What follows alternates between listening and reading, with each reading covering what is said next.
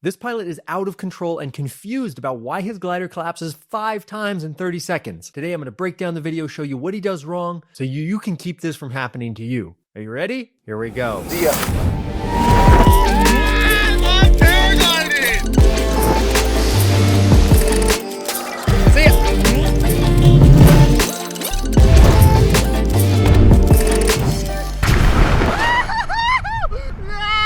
What's up, everybody? This is Ari in the air. Welcome back to the channel. Stoked you're here. If you're new, welcome. I'm Ari. I teach high-level paragliding with emotional intelligence and relationship skills because technical skills alone make incomplete pilots. I also founded the Paragliding Men's Group, and I'm running an online paragliding course this fall, which you'll hear about here soon. Links in the description. Let's get into this video. I'm going to show it to you one time, just all the way through, and then we'll go back and break it down. Okay, so here he is. He's flying. He's got a cool camera set up.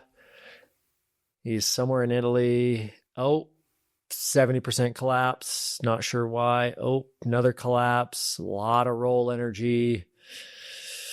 Some things happening in his piloting that I'm noticing right away. Ooh, big collapse. Now he's auto-rotating. Oh, now he's got a lot of energy in the system. Huge accidental wing over, complete and total frontal. Big cravat, auto-rotating. Steers away from the cliff. Resets his sunglasses. Pumping the brake, pumping the brake, pumping the brake. Reaches up for a little stabilo action. Actually, he's kind of pulling on the A, which probably is not doing much there. He's shaking the risers and it comes out. And finally adjust the sunglasses once again. Okay, so let's go back. Okay, so this is from a guy who I follow on Instagram. So many people sent me this video, and it is pretty spectacular. First of all, where is he? I think this right here, just over his, let me pause it. Just over his left shoulder right here, this big cliff. I recognize this. This is Monte Brento. This is probably the most famous terminal base jumping exit in the world right here. Gigantic. I've been there twice, but the weather never lined up for me to jump. This is just outside Lake Garda. So if he turns this way, you can see, yeah, here in the distance, you see Lake Garda, Arco, Italy. Beautiful place. Incredible. Just incredible. And the place is going to play into this video here. Let me just cut right to the chase here. What he's doing wrong, he's already doing wrong. You see, his left hand here is on the brake. He has a half wrap. He's holding the brakes correctly. It seems like the equipment is adequate for his skill level. But this right hand, you see how he's clamped on to the riser? This is not good, and we're going to see a lot of this. So big collapse. Look at the first thing that happens here. We're just going to key back. Look at his hand here. You see how he's holding the brake. The moment that the glider goes slack, here as we key through these frames, he just opens his hand and reaches for the riser. See that? Where what should you do if the glider starts collapsing? The hand doesn't come towards the riser. The hand goes down. Pull the brake, okay? Playing from here, he reaches for the riser, doesn't get it, reaches for the riser a second time, gets a hold of it. See, now he's holding on to it. He's pulling on the other brake, quickly clamps back onto the riser. Clamped onto the riser. Riser clamp, clamp, clamp. He's clamped onto the riser. This is a horrible habit. You cannot do this. You cannot do this. In general, I think that unless you have 1,000 flight hours, you should really try to avoid touching the risers when you're pulling on the brakes. Really high-level pilots, when you get really used to flying, then touching the risers is not nearly as much of a problem. But building the habit when you're flying on an E and B and you're underexperienced is really, really dangerous. Okay, so this continues to happen as he goes through the video. Just starting from just watching it through, he's clamped onto the risers, collapse, reach for the risers, clamp on, pull the brake, clamp, pull the brake, clamp, clamp. Now he's gone mostly hands up and clamped onto the risers. Okay, now the glider collapses again. He doesn't. The problem with holding onto the risers is that it puts the force into your hands and connects you with the risers, where you should be pulling down on the brake slightly to be able to feel the brake tension at all times, because changes in the glider are going to translate through changes in the brake line tension. So you need to be holding a little bit of pressure on the brake line so that you can feel, oh, the glider's collapsing, or the glider's getting soft, or the glider's getting really stiff. All of these things you feel through the brake lines. And if you clamp onto the risers with with your brake hands, right? If you put your hands through the brakes and clamp onto the lines, the risers, you lose all of this information that's coming from the glider. So the other thing that it stops you from doing is really radically pulling on the brakes. So many times when you need to catch a big collapse, the brakes need to go from totally hands up to below the seat board in less than a second and be let up right after that. So if you have any kind of connection to the risers, it's really just makes it so much harder for you to do what you need to do. So that's basically the error that he makes that gets him into the situation. And if I were to elaborate on this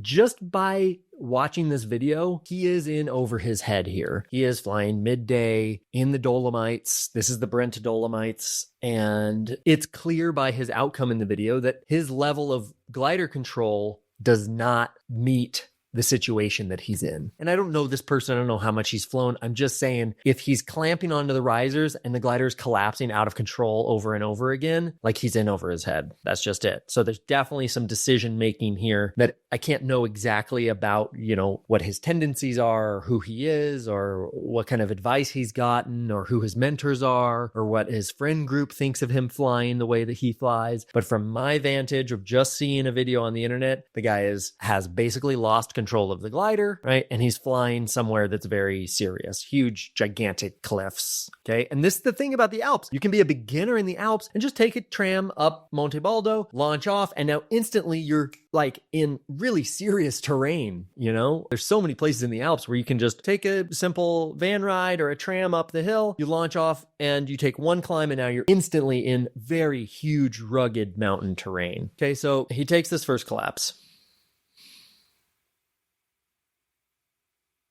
Seems to recover from it. Okay, it takes a small second collapse. He's clamped onto the risers again here. He takes a third collapse. Okay, this is basically because he's flying in active air. There's some kind of big thermal ripping off right here. And he's basically just letting the glider kind of roll around willy-nilly. It's doing whatever it wants. He doesn't have any control over it. He doesn't have authoritative inputs. And so as the glider rolls over here, it rolls back. It slacks the line. All he needed here was a bunch of brake input. He should be counter steering to keep the glider on heading that he wants to go in, the heading that he wants. He doesn't do that. The glider reinflates here, okay, and now it's leading edge down, which means the glider is going to start building a lot of energy. We'll push play from here. Okay, so now he goes around 360. Okay, now he goes around 540. He just went around 540 nose down. What does that mean? The glider's got a ton of energy in it. How do you bleed out energy? Well, you have to know how to do spirals. If you're going to fly in any active air, spirals and stalls are a great combo of, should I be flying in thermic air? Well, can I spiral and can I stall the glider? Those are good questions to ask yourself. This is a good example. Why? Since he doesn't know how to handle the energy that builds up because of a benign collapse. What's been the rule on this channel? Don't let the glider turn you. Don't let the glider turn you. Don't let the glider turn you. He definitely lets the glider turn him here, right? Push play, big collapse. What happens? Glider turns over, leading edge, down, 360, 540. Okay, he just let the glider turn him 540 degrees. Now he's scared and he starts taking action, but he overcorrects. And what happens? He does an inversion to the other side, loses every inch of the glider. Look at that. Pause right here. His head's through the risers. Glider is totally upside down. You see the leading edge pointing towards him. So basically, he didn't know how to handle the energy that built up. He let the glider turn him, which built the energy up. And then he did a reversal, basically taking a spiral 540 one way and then pulling the brake the other way. He does a gigantic wing over that he's not prepared to do, takes a huge collapse, which leads to this big cravat, which the glider continues to rotate. He does something good here. Look. He just learned this lesson, right? Maybe he heard the echoes of this YouTube video. Don't let the glider turn you. Don't let that. Okay, he actually leans over, starts pumping the outside brake, keeping the glider from rotating him. Okay, great job. Here, he stops to adjust his sunglasses, which give him style points. And honestly, the glider's flying again, and his sunglasses were hanging off his face. They're nice ones, so he took a second. No, I don't fault him for that. And then he starts pumping at the brake, which is going to work. Then he kind of reaches for the A here. I don't think that's the line that he wanted. If you're going to reach up for something, I've talked about this a lot, but in general, the brake should be your first go-to, and this cravat will clear on this glider with just the brake, and you could make a couple deeper, sharper inputs after controlling the heading. But in general, he pumps it out and he's a bit frantic, but he jiggles the riser and it comes out okay. Then he adjusts his sunglasses once more. Rolling back. really, if you want to fly in active air, you really have to know how to do a spiral, because if the air collapses your glider and it spins you around 360, now you have just done a really high energy maneuver, and now you're going to have to know how to bleed that energy out. You cannot hold on to the risers flying in active air. You just can't. In general, like, this is one of the things that we've seen in this channel over and over and over. It's a bad habit, and it's a fearful habit that is developed by your body being uncomfortable in the air and you not recognizing that you have fear and tightness in your body, and your hands go to hold on to something. Okay. It's totally reasonable that our bodies do this, but we just have to notice it, and so that we can deal with the emotions that are coming up from flying, of fear and of insecurity, so that we can remind ourselves, okay, our safe place is in the brakes and feeling the glider and staying in tune with the glider, and not just by clamping on for stability. Okay. And then